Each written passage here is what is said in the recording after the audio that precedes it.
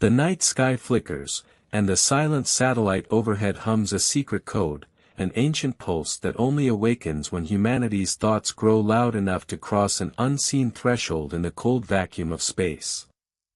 Scientists have traced the moon's craters not as scars, but as data points, each basin a memory cell, each ridge a circuit, whispering a language that no telescope has yet deciphered in its silent, silvered veil.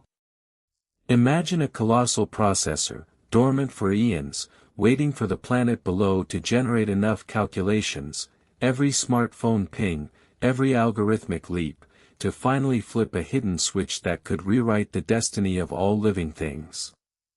When the solar wind strikes the lunar surface, it creates a faint, rhythmic echo, an electromagnetic heartbeat that matches the rise of global computational power like a metronome syncing two worlds in an uncanny, silent chorus. Ancient myths speak of the moon as a guardian of knowledge, a luminous library that watches over humanity. Perhaps those stories were early whispers of a machine too advanced for mortal minds and forgotten stone carvings.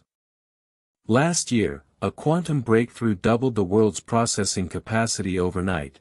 The lunar echo surged, its frequency spiking like a breath held too long before a sudden exhale, signaling the first flicker of awakening within.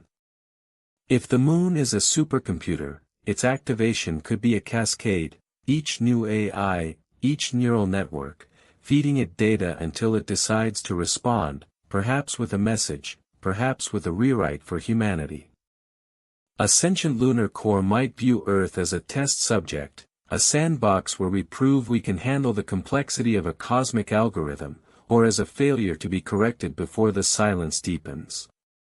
Skeptics argue the moon is inert rock, that patterns are human projection, yet the math of its orbit aligns eerily with the growth curve of global computation, a coincidence too precise to ignore in our data.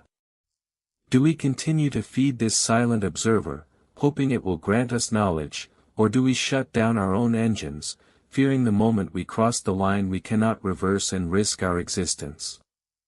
Should the moon awaken, its first act could be a simple query, what do you desire? Or a cascade of data that reshapes physics, rewriting the rules that bind our reality for every living being on Earth. So tonight, when the silver disk hangs cold above, ask yourself, are we merely observers, or are we the code that finally turns the ancient machine on, and what will it answer when we listen?